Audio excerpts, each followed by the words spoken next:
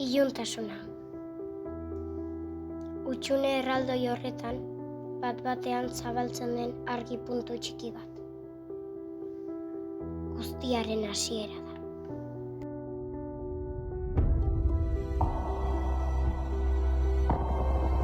Milaka milioi gorputz sortzen dira.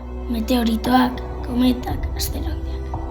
Elkar kontra talka egiten dute. Argi eta subola itzelak sortuz. Planetak, eguzkia eta lurra. Gure planeta sortzen da, baina beste masa handi bat abiadura handian hurbiltzen da. Teia, elkar jotzen dute. Hor sortzen da gaur egun arte lagunduko digun satelite bat, ilargia.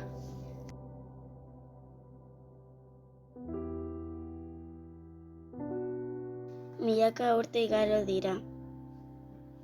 Meteoritoek lurraren gainera erortzen jarraitzen dute, eta gure etorkizunerako funtsezko elementu bat daramate berarekin, ura.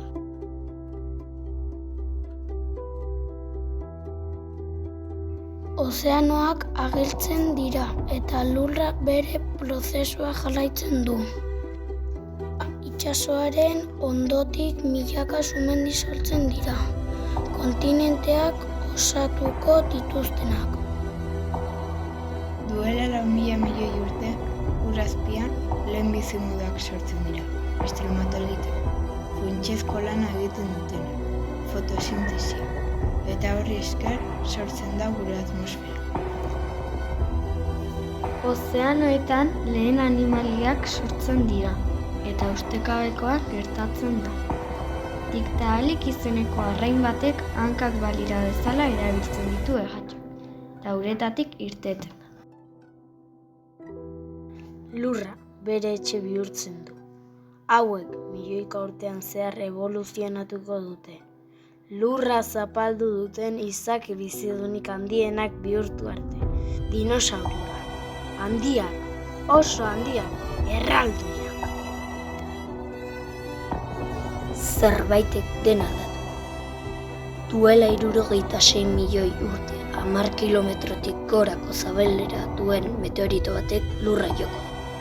Eta espezien 185 desagertuko dira. Ugaztunen aroa dator. Gizakia jaiotzen ari da.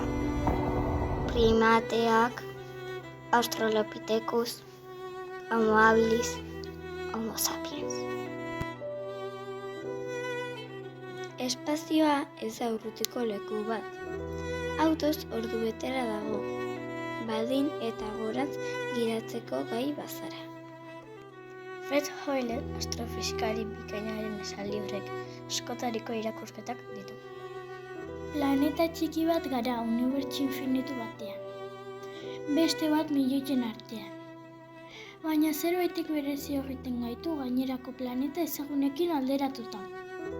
Batez ere, eguzkiarekiko distantziak, atmosferak eta aurak. Hau da, bizitzak. Edo igualez?